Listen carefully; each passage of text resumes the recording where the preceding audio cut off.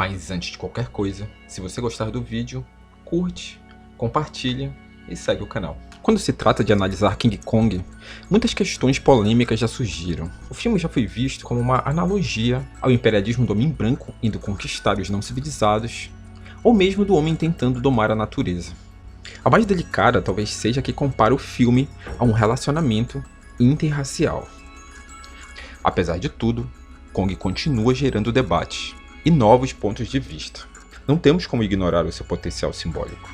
E esse simbolismo tem continuidade em suas várias adaptações. Mas vamos ao ponto de partida, resumindo em 1 minuto King Kong de 1933.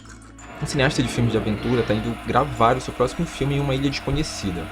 E ele tem dificuldade de encontrar uma atriz, porque o projeto é muito perigoso. Então ele sai pelas ruas em busca de alguém que pudesse preencher esse papel, e logo ele conhece uma mulher que tentava roubar uma fruta.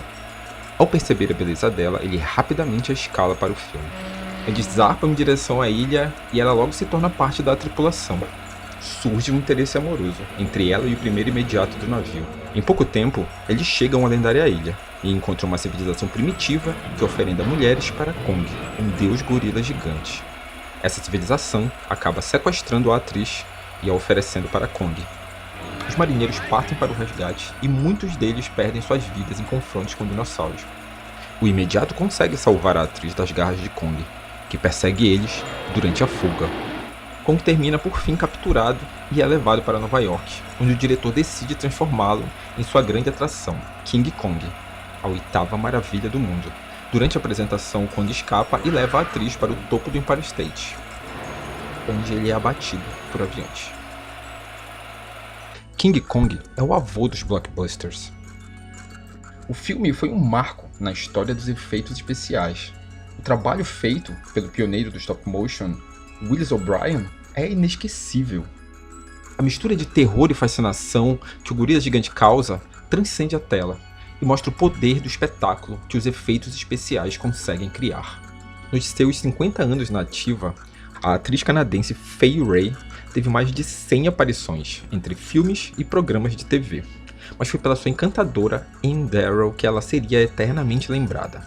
Anne passa o filme inteiro sendo a donzela em perigo, e seus gritos constantes lhe renderam já naquela época a fama de Scream Queen, ou seja, rainha do grito. Originalmente, eram mulheres bonitas em perigo, que precisavam de um homem para serem salvas. A partir dos anos 70, elas se tornam as musas do cinema de terror, com aparições recorrentes em filmes do gênero, e essa dependência do personagem masculino meio que desapareceu. Há um magnetismo na Anne, que transforma ela em uma figura valiosa. Entre raptos e resgates, ela está constantemente sendo disputada, seja por homens ou monstros. Durante o filme há um crescendo no interesse por ela. Já na primeira cena em que o rosto de Anne aparece, já fica claro pela reação do diretor que a beleza dela é inegável. Logo depois, a gente tem um imediato, que em primeiro momento rejeita a presença dela na expedição, mas que em pouco tempo sucumbe aos seus encantos. Logo em seguida ainda, temos o líder da tribo, que chega a oferecer 6 nativas em troca dela.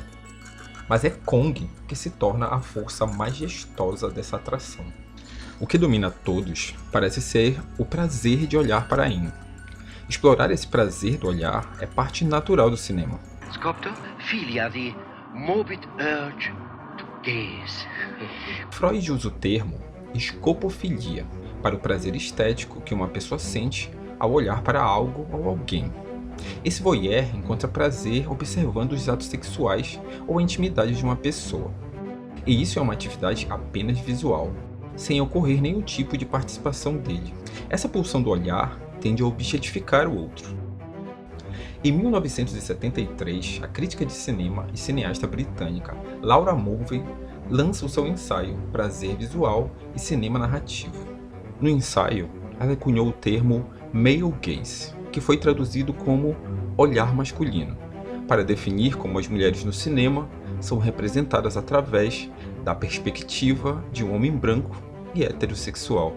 Ela analisa como as mulheres nos filmes são transformadas em um símbolo, que reflete muito do psicológico da sociedade de seu tempo. Ela divide o olhar em 2.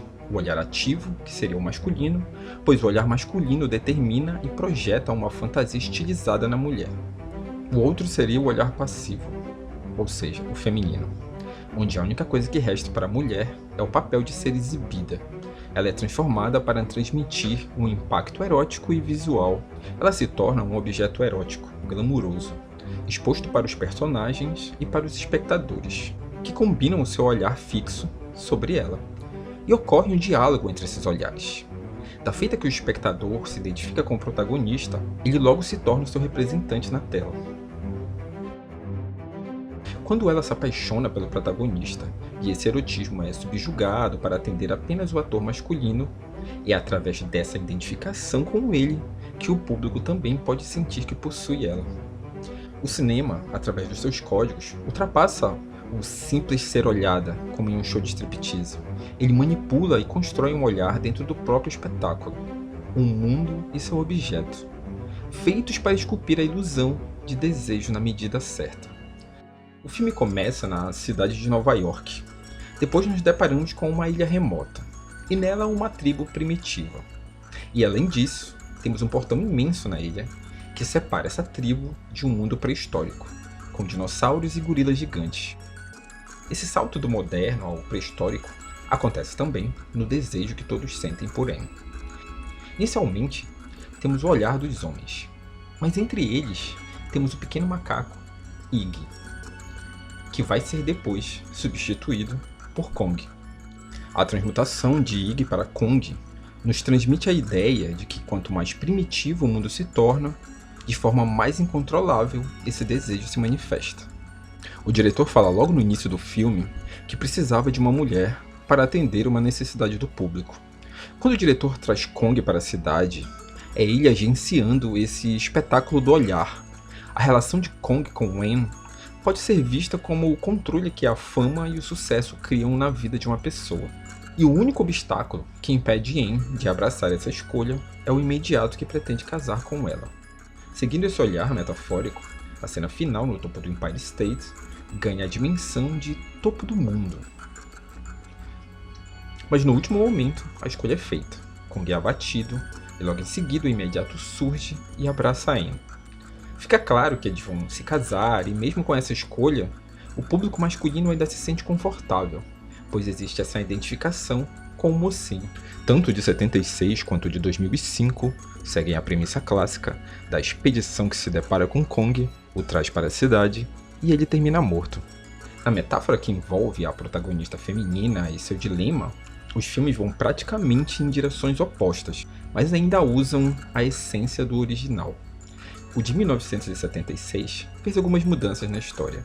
O de 2005 foi bem fiel e ampliou o elenco. Com relação ao dilema, o desejo e a objetificação, a coisa fica escancarada no de 76.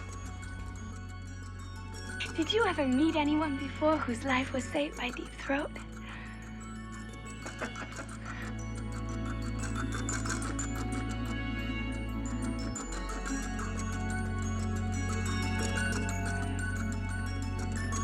A cena que ela está em dúvida entre a fama e casar com o mocinho é uma das que melhor estabelece o potencial simbólico do Kong, pois enquanto ela chora se olhando no espelho, o Kong surge e a leva.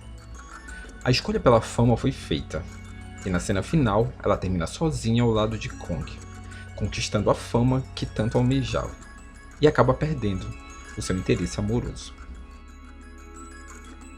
Na versão de 2005, o diretor Peter Jackson reconhece o erotismo inicial, mas opta por não usar. Ele converte o dilema em uma escolha artística, pois uma atriz de vaudeville está redutante e precisa escolher o próximo passo da sua carreira. E isso seria se arriscar no teatro. Essa cena espelha Kong como um representante do apego dela por essa arte que estava em seus últimos dias. Calma, nem tudo mudou tanto assim também, porque esse mundo do teatro está conectado com o interesse amoroso dela, tornando a morte de Kong o fim desse conflito, e ela escolhendo seguir para o teatro e terminando com o mocinho. Kong nas versões mais recentes se tornou um personagem mais voltado para a aventura, como um protetor da natureza ou da humanidade, um herói monstruoso que foi destituído da sua carga simbólica anterior. O cinema já deu seus primeiros passos na luta contra essas representações limitadas e meramente sexualizadas de personagens femininos, embora elas ainda estejam presentes. Hoje já temos uma variedade de heroínas inesquecíveis, que continuam influenciando novas obras e aos poucos trazem mais diversidade e representatividade. Assim como a donzela que Kong captura e leva nas mãos, temos na palma da nossa mão o instrumento que também nos cria dilemas. Em tempos de redes sociais, a escopofilia faz parte da nossa vida em tempo integral. Todo mundo é um voyeur em potencial. A ansiedade por se tornar uma possível celebridade é algo que muitas pessoas vivem hoje em dia.